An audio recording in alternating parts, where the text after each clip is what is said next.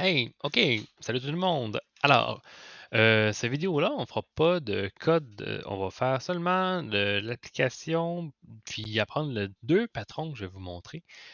Euh, donc, dans la description du vidéo, je vais vous mettre deux liens vers un gars qui s'appelle Christopher et qui est excellent pour enseigner les différents patrons de conception. Il y en a un qui est vidéo qui dure 20 minutes, l'autre qui dure 53 minutes. J'avoue que c'est assez long. Euh, donc, ce que je vous dis, c'est d'écouter un peu ce que je vais vous raconter. Puis, si jamais vous êtes comme, ouais, j'ai compris, mais pas tant, allez écouter son vidéo. Ça vaut vraiment la peine. Euh, Prenez ça comme une lecture avant un cours, là, que, je sais pas, en français, je pense qu'ils font ça des fois. Si tu la fais pas, tu vas rusher un peu, mais tu vas t'en sortir. Puis si tu la fais, ça va être vraiment plus facile. Et puis, ben, le gars, il parle très bien, très vite. C'est en anglais seulement, cependant, mais je pense que vous pouvez mettre des sous-titres. Ouais, vous pouvez mettre des sous-titres sans aucun problème. J'ai aussi rajouté les vidéos à la chaîne. Donc, vous allez pouvoir avoir accès directement sans avoir à aller chercher dans la description, mais la description, ça reste le plus simple. Donc, sans plus tarder, on va rentrer ça en mode, voilà, ouais, tout est beau, en mode dessin. Et puis, je vais vous parler du patron observeur. Et puis, j'ai préparé ici tout le patron tout de suite prêt pour vous. Et puis, voici en gros les responsabilités du patron observeur. La, en gros, ça vient répondre à ce besoin-là. Euh, Imaginez que vous avez, par exemple, je ne sais pas, un événement quelconque dans un logiciel et que différentes instances doivent réagir à cet événement-là. Donc, prenons par exemple, je ne sais pas, là, un détecteur de feu intelligent. Et puis le détecteur de feu intelligent, quand il détecte un feu, il envoie un événement. Il dit, j'ai détecté un feu. Bon, donc, tu peux, ce détecteur de feu-là, ce serait un élément qui est observable, donc une classe abstraite, et puis là, la classe concrète, ça serait l'observable, ça serait détecteur de feu. Le détecteur de feu, lui, ce qu'il peut faire, c'est attacher des observeurs, donc des gens qui regardent, des applications.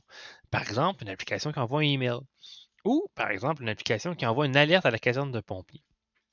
Donc, on attache une application, un observeur qui envoie un email, et on attache l'observeur qui envoie une alerte à la caserne de pompiers. Lorsque l'observable, le détecteur de feu, détecte qu'il y a un feu, il dit Notify, il envoie un événement à tout le monde. Puis il va dire j'ai détecté l'événement que je vous envoie, je sais pas, on s'entend sur une string quelconque, ça pourrait être feu. Donc je vous envoie à tout le monde, il y a un feu. Et puis, ce que les gens qui sont attachés à l'observable vont faire, c'est qu'ils vont réagir. Donc, ça fait que l'observable, lui qui détecte qu'il y a un feu, n'est pas responsable du traitement de l'événement.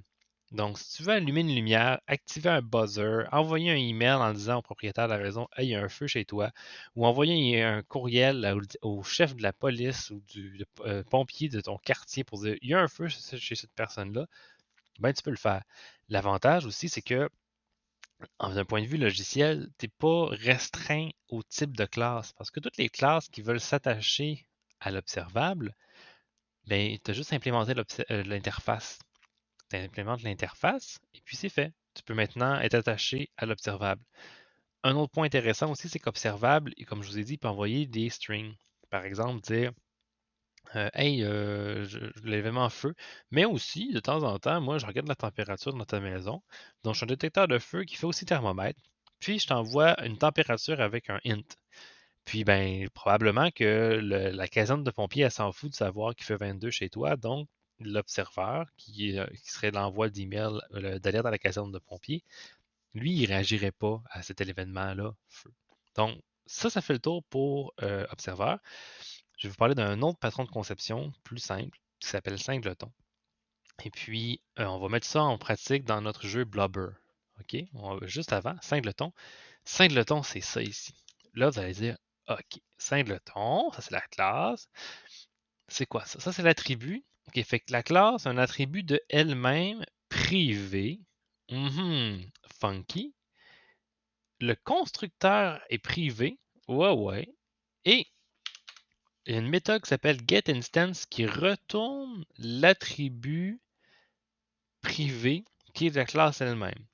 Funky, hein? OK. Donc, je vous explique en gros c'est quoi Le besoin de cette classe-là, ce que ça fait? Ça fait deux choses. Premièrement, singleton, c'est statique. Je ne l'ai pas écrit dans mon diagramme de classe, là, mais c'est statique, donc c'est la même instance qui est accessible partout dans l'entièreté du logiciel. De plus, singleton vous oblige à avoir une et une seule instance de l'objet. Donc, il y a beaucoup de gens qui disent ne prenez jamais singleton dans vos logiciels. Mais singleton, à date, dans mon expérience, il y en a toujours un quelque part dans un logiciel parce que ben, tu as juste besoin d'une et une seule instance. En général, on va vous la montrer singleton pour faire des connexions à une base de données, par exemple. C'est assez classique. Mais vous allez voir, dès que vous allez sur Internet, tu marques singleton, connexion de base de données. Là, les gens vont dire non, non, fais pas ça, c'est pas bon ça. Tu devrais laisser la base de données gérer la connexion, puis ton logiciel, lui, devrait s'arranger autrement. Mais ça reste que c'est un patron relativement pratique, malheureusement. Là. Euh, des fois, ça se peut que tu aies besoin d'une et une seule instance dans tout le logiciel accessible par tout le monde. Cependant, dès que tu as un logiciel qui s'en vient un peu plus sérieux, ça devient extrêmement difficile à tester. Puis bon, voilà, je ne m'étends pas dans les détails. Mais l'avantage du patron, c'est aussi son gros défaut. Donc, une et une seule instance, ça c'est un gros défaut. Et accessible partout aussi, c'est un gros défaut. Par contre, pour notre petit logiciel Blubber et pour des fins pédagogiques, parce que c'est un patron très simple à enseigner et à apprendre, on va l'appliquer dans notre logiciel Blubber. Donc, moi, je vais ajouter un élément qui s'appelle Game Loop. Game Loop, ça va être mon fil d'exécution principal de mon jeu. Donc, c'est ça qui va dire, OK, attends 2 secondes, fais quelque chose. Attends 2 secondes, fais quelque chose. Attends 2 secondes, fais quelque chose. Quand vous jouez à des jeux vidéo, pour ceux qui connaissent un peu ça, euh, par exemple, je ne sais pas, vous jouez à un jeu vidéo en direct comme Splatoon, que je parle souvent en classe, ou n'importe quel autre jeu populaire ces temps-ci. Ben, dès qu'il y a quelque chose qui se passe, comme je sais pas, un ennemi qui vous court après, ou je sais pas, dans Mario Bros. Ah, ça c'est bon ça. Mario Bros, quand tu te promènes, il y a un chronomètre. Puis si jamais tu n'es pas capable de finir le jeu en un temps requis, le chronomètre, il, il tombe à zéro, puis tu as perdu la partie. Ou par exemple, les bonhommes, ils se promènent vers toi, ben, il faut que quelqu'un dise avance à chaque 100 millisecondes, avance d'un pas. Et puis, ben, ça, c'est le rôle de la game loop. Donc, qu'est-ce qu'il va y avoir dans la game loop? Ben, game loop va avoir une instance d'elle-même privée. Il va aussi avoir un booléen privé qui va s'appeler isOver. Ça, c'est un booléen. Ça permet de savoir si la partie est terminée ou pas. Donc, on respecte le singleton. Vous avez vu, c'est pas écrit nulle part que c'est un singleton. On pourrait le mettre on pourrait le mettre ici comme UI marqué en haut singleton. Mais quand tu vois un constructeur privé, là, tout de suite, tu es supposé dire louche. En plus, c'est un truc qui s'appelle getInstance. Là, ça y est, tu sais que c'est un singleton. Ça, c'est certain. Les patrons de conception, c'est pas écrit en gros, attention, ceci est un patron de conception. Il faut que tu le devines. C'est un peu plus tough à faire. Bon, ben, on a les méthodes. Moi, j'ai marqué register observer. Puis on mettrait un observeur de type observer. Puis j'ai rajouté les méthodes onRegisterObserver et aussi onRegister observer puis notify. Dans mon cas à moi, comme c'est la game loop, je mets rien dans le paramètre de notify. Donc, pour ce qui est de l'interface,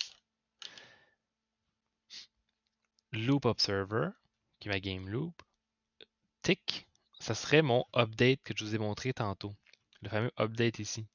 Update, on pourrait passer en paramètre une string ou à la limite un objet sérialisé. On va voir ça plus tard dans le logiciel. Mais dans notre cas à nous, on n'a pas vraiment, on fait juste réagir à chaque tick. Je n'ai pas besoin de passer rien en paramètre, donc j'ai retiré ça pour enlever un peu comme de complexité à mon logiciel. Donc, une game loop est un agrégat de 0 à plusieurs observeurs. Et ben, c'est pas mal ça. Puis là, vous demandez, mais crime, qui, qui va gérer tout ça? qui va avoir besoin de ça? Ben, clairement, mon jeu. Mon jeu, lui, il va implémenter Loop Observer. On va faire ça comme ça ici. Le jeu implémente Loop Observer. Et en plus, le jeu possède, il va posséder une et une seule game loop. Je vais mettre une multiplicité, mais pour rendre ça vraiment très explicite, sauf que quand tu vois que c'est un singleton, tu t'attends à ce que le logiciel en général entier n'ait qu'une seule instance de game loop, donc c'est normal. Mais en fait, non, c'est pas bon ça. C'est ça, c'est accessible partout. C'est une erreur de mon côté. Je m'excuse. Parfait. Donc, game loop, c'est l'élément concret observable. Je n'ai pas mis de classe abstraite parce que j'ai juste une seule instance observable dans mon logiciel. J'ai par exemple l'interface qu'on voit ici, l'interface d'observeur. Donc ça ici, là, je n'ai pas besoin dans mon logiciel. Donc ce patron-là, je l'applique partiellement seulement. Et puis, ben, game loop, c'est un singleton. Alors, on regarde ça dans quelques instants, prochaine vidéo, pour voir comment est-ce que j'ai implémenté ça dans le logiciel.